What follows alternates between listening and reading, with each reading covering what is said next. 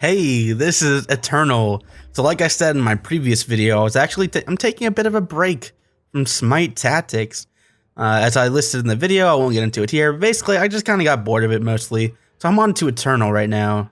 Eternal has been fantastic. So it's kind of like the Hearthstone playability, right? Except with the complexities of Magic the Gathering. And I've used that like exact saying like a million times before. But anyway, so like right here, right? Justice Sigil. What the hell is that? What's that card?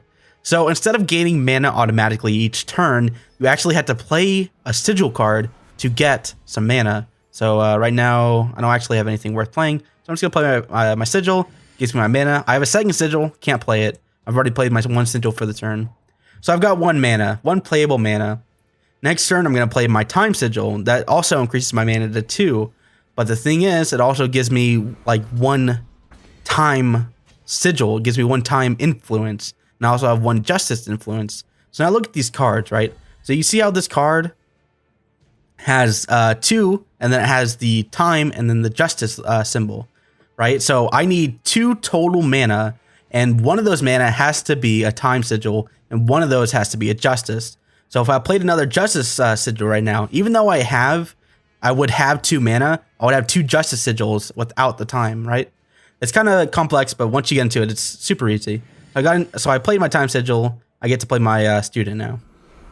And so, you know, every card has like their own unique abilities and all that, which you'll see over time.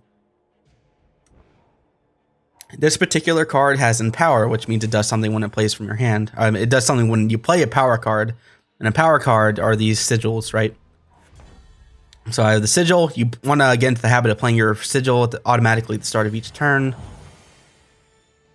And then, let's see, my units get +1/+1 and Aegis. Aegis is immune from spells for one turn, or one instance, rather. Flying Deadly Ambush, which means I can play it to block somebody.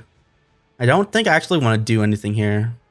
Nah, actually I'm going to attack. So this is the other big thing, right? So I don't go, oh, I want to attack here to the face. No. You press your unit, he goes for on the attack, you press attack, right? Now the opponent gets to decide what he wants to block. He chooses nothing to block it. So I'm going to attack face. And then end my turn. Good stuff. Now I can do things on his turn. That's another big difference from Hearthstone.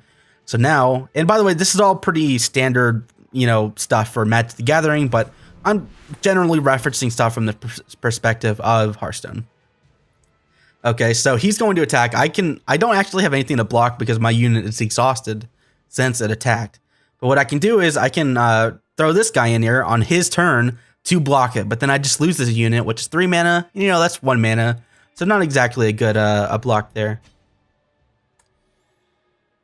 And I apologize if I'm going a little bit too fast, but there's a lot to cover in this game. And I'm pretty sure there's a pretty good tutorial, so you don't have to worry too much about that good stuff. And I'll get into all the menu business after this this match. So I'm gonna play Sky, Endurance Warcry. So that's a flying card.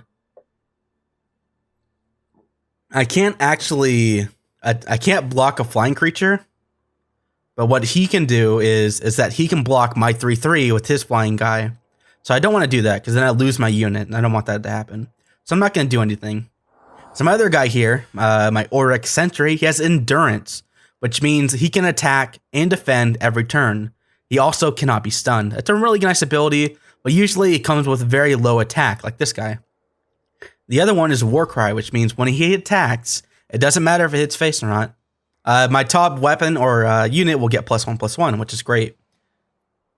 So because I have no mana, I actually can't do anything. And this guy's actually getting a little bit upset that I'm taking such long turns. Because you can play around with this board thing. And also your opponent will see it as well. They're pretty cool. You choose from you can choose or buy from a selection of these. They're kind of gimmicky a little bit, but it's not a big deal. So I could have used Stand Together there, which you would have used my leftover mana on his turn. And then I just gained that mana back anyway. So what I'm going to do is here, Flying Deadly Ambush. It has flying. I can play it on his turn because ambush.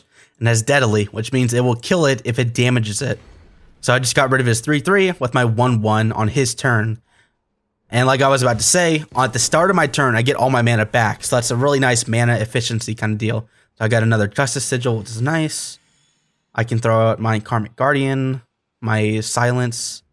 So this is nice. That's flying, lifesteal, endurance, which means it can attack and block each turn. It's flying, so it can't be blocked by ground units. And that's lifesteal, which means all the damage it does heals me. And he's using his flying Deadly Ambush on his turn to kill my 1/5, which, if in my opinion, he should have saved for this 1/4 flying endurance. But to each their own.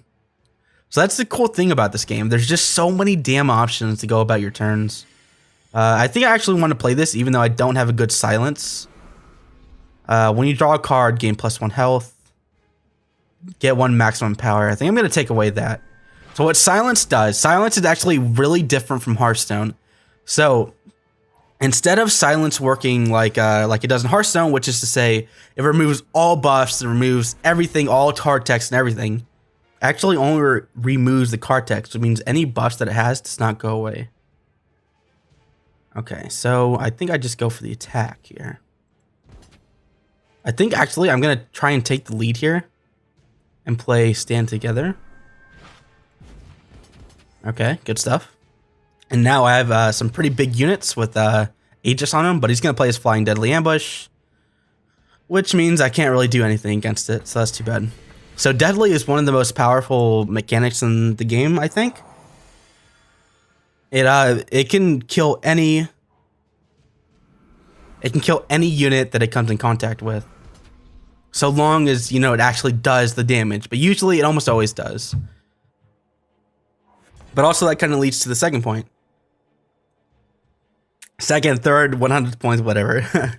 It leads to another point, rather, that while monsters are really big and they're kind of difficult to deal with because you can't actually attack them directly, there's so many ways to deal with them that it ends up balancing itself out. So your minions do feel powerful, but there are counters to them. And as a whole, I would say Eternal is a little bit slower.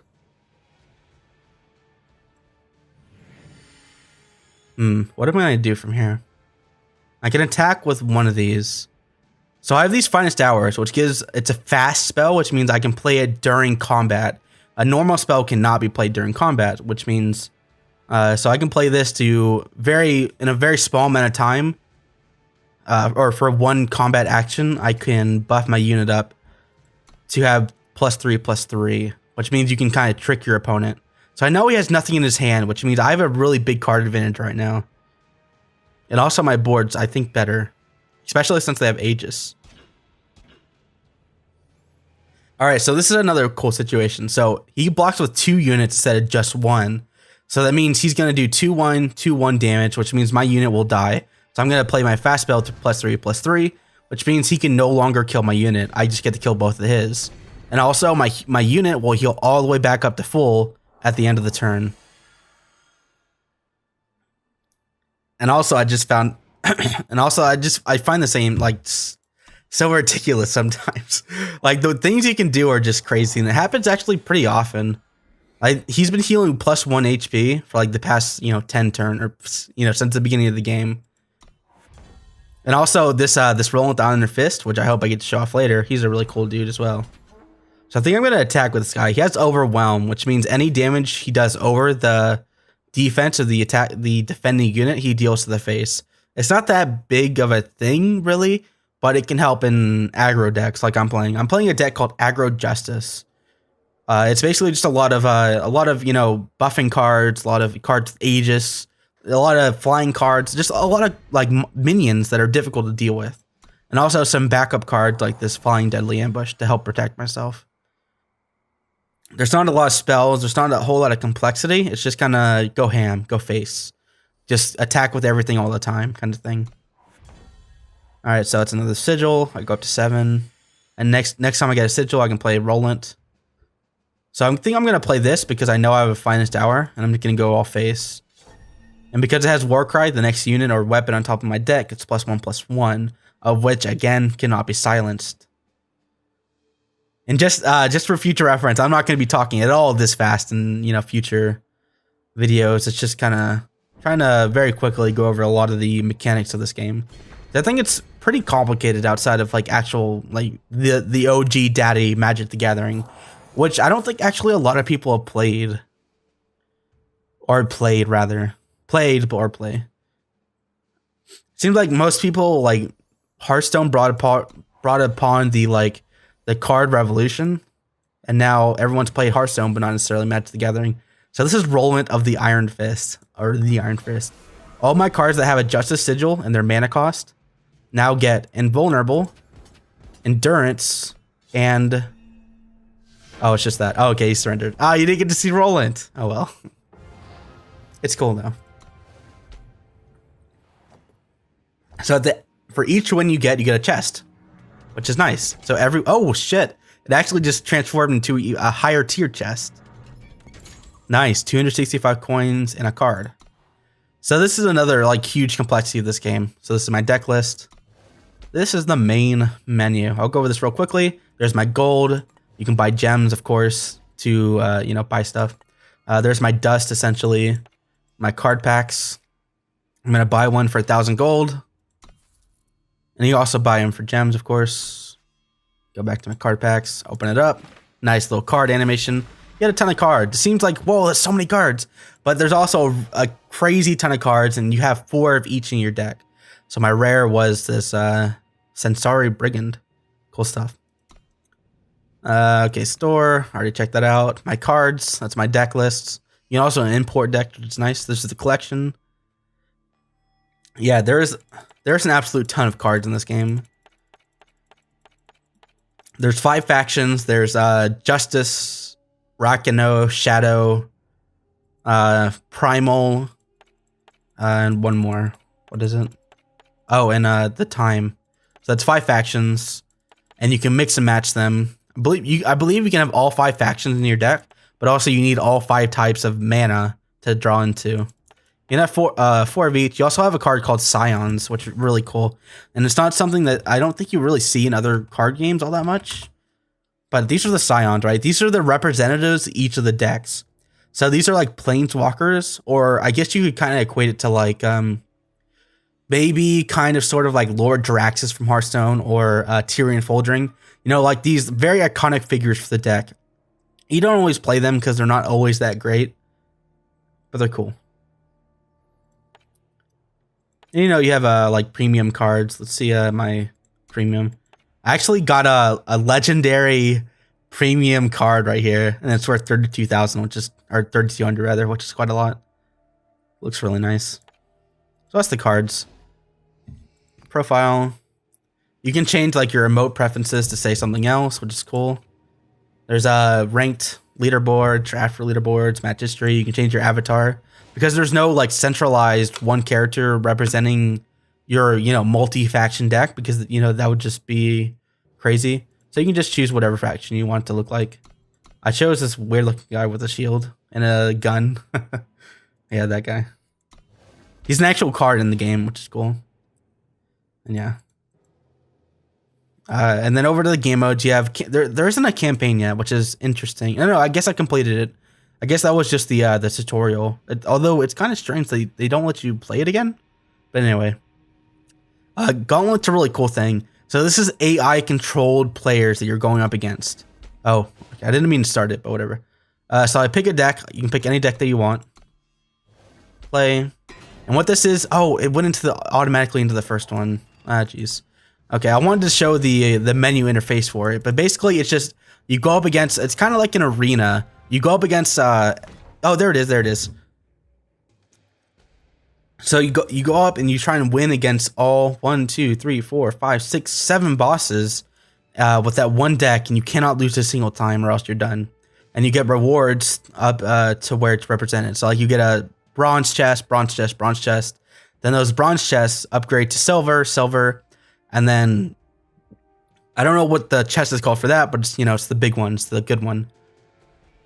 The cool thing about the final boss is that it actually has like an unfair mechanic that the boss is actually better suited for. So it's really difficult to beat. But this is really nice to just practice out your deck and iron out the kinks.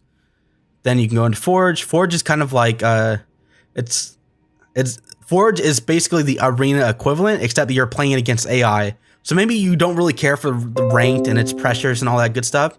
You can just play Forge and Gauntlet forever. You never have to play against another player, but you can still participate in what Eternal has to offer. And I think that's incredibly cool. Like Hearthstone has like Innkeeper, and that's basically it. A couple of really easy AI battles and no, rewards or anything. You're actually rewarded for playing against the AI, which is awesome. Ranked, of course, is, the standard ranked affair. It's, you go up against, similar skill level, climb the ladder. And draft, my throat is so dry. And draft, of course, which is just the arena equivalent. And it actually kind of costs quite a lot, though. It's 5,000 gold, which equates to roughly $5. But what's cool about this is that you get to keep all the cards that you pick for your deck. So if maybe like, oh wow, this card, this legendary premium foil card, it's not something that I'd want in my deck, but hey, it's worth 3,200 dust. I'm gonna pick that up, right? And also you get these big granddaddy diamond chests, which are big deals. So usually what you pay into it, you'll get back out in cards. But it can be a little bit stressful if maybe you're not someone who's particularly great about, the competition aspect. Maybe you just want to spend that gold on packs, which is actually what I'm doing just to build up my base collection. And as you can see here, you can rank up in draft. I'm at bronze right now because I've completed it once. And ranked, I believe I'm in silver. I actually haven't played a lot of Eternal, and I actually put off going into Eternal because I don't have much of a collection or knowledge base. But I think it's just about time, especially now that I'm done with SMITE Tactics for a little while. I'm silver in Forge. And Gauntlet, I'm in... wonder if it'll show it.